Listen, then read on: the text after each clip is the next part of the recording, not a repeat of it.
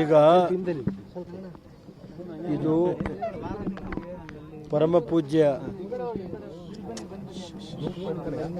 ಚಾರುಕೀರ್ತಿ ಸ್ವಾಮಿಗಳ ಇವತ್ತು ಎಷ್ಟನೇ ವರ್ಷ ಇದು ನಿಷಿದಿ ಮಂಟಪ ಮತ್ತು ಲೋಕಾರ್ಪಣೆ ಮಾಡೋದಕ್ಕೋಸ್ಕರ ಇವತ್ತು ಕಾರ್ಯಕ್ರಮ ಇಟ್ಟಿದೆ. ಪರಮ ಪೂಜ್ಯ ಸ್ವಾಮಿಗಳು ಈಗಿನ ಸ್ವಾಮಿಗಳನ್ನ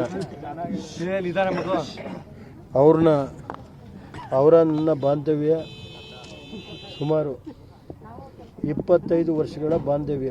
2003ರಿಂದಲೂ ನಾನು PWD ಮಿನಿಸ್ಟರ್ ಆಗಿದ್ದಂಥ ಕಾಲದಲ್ಲಿ ಅವರ ನನ್ನ ಬಾಂಧವ್ಯ ಇತ್ತು.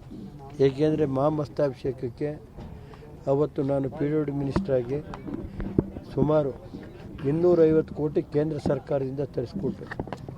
ಮತ್ತು ರಾಜ್ಯ ಸರ್ಕಾರದಿಂದ ನಾನೇ PWD ಮಂತ್ರಿ, ಎನರ್ಜಿ ಮಂತ್ರಿ ಇದ್ದೆ. ಆಗ ಸುಮಾರು ಒಂದು 400-500 ಕೋಟಿ ಹಣ ಕೊಟ್ಟಿದ್ದೀವಿ.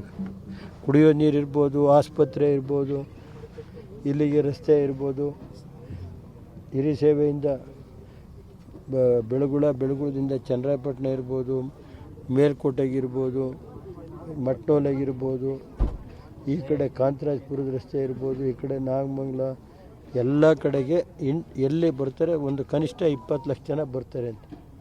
ಮತ್ತು ಅದೇ ದೇವೇಗೌಡರು ಹಿಡಿದು ನಾನು ಇವತ್ತು ಹಿಂದೂಸ್ತಾನದಿಂದ, ಅದರಲ್ಲಿ ಉತ್ತರ ಭಾರತದಿಂದ ಎಲ್ಲ ಜೈನ ಸಮಾಜದ ಇವರು ಇಲ್ಲಿ ಬರೋದಕ್ಕೊಂದು ಅವಕಾಶ ಆಗಲಿ ಅಂತ ಹಾಸನ, ಚನ್ನರಾಯಪಟ್ಟಣ, ಶ್ರವಣಬೆಳಗೊಳ, ಹಿರಿ ಸೇವೆ ಮತ್ತು ಚುಂಚನಗಿರಿ ಮಠಕ್ಕೂ ಅನುಕೂಲ ಆಗಲಿ ಅಂತ, ಮಠದ ಹತ್ರನೇ ರೈಲ್ವೆ ಸ್ಟೇಷನ್ನು, ಕಾಲೇಜು, ಮಠಕ್ಕೆಲ್ಲ ಅನುಕೂಲ ಆಗಲಿ ಅಂತ, ಮತ್ತು ಆದಿಚುಂಚನಗಿರಿಗೆ ದೇವಸ್ಥಾನಕ್ಕೆ ಬರೋ ಭಕ್ತಾದಿಗಳಿಗೆ ಅನುಕೂಲ ಆಗಲಿ ಅಂತ ಅಲ್ಲೂರು ಸ್ಟೇಷನ್ನು, ಮತ್ತು ಯಡೂರು ಸಿದ್ಧಲಿಂಗೇಶ್ವರ, ಇದು ಕುಣಗಲ್ಲು, ನೆಲಮಂಗಲದ ಮೇಲೆ ಕಂಪ್ಲೀಟ್ ಇದನ್ನು ಸುಮಾರು 180 ಕಿಲೋಮೀಟ್ರ್ ಇವತ್ತು ದೇವೇಗೌಡರು ಮಾಡಿದ್ದು.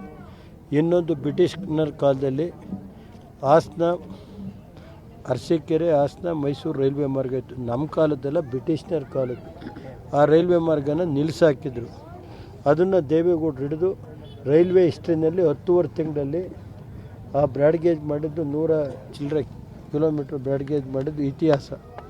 ರೈಲ್ವೆ ಇತಿಹಾಸದಲ್ಲಿ 10 ಕಿಲೋಮೀಟ್ರು. ಹೊಳೆನರಸೀಪುರಕ್ಕೆ 90 ದಿನದಲ್ಲಿ ಟ್ರೈನ್ ಬಿಡಿಸ್ತೀವಿ ಬ್ರಾಡ್ಗೇಜ್ ಮಾಡಿ.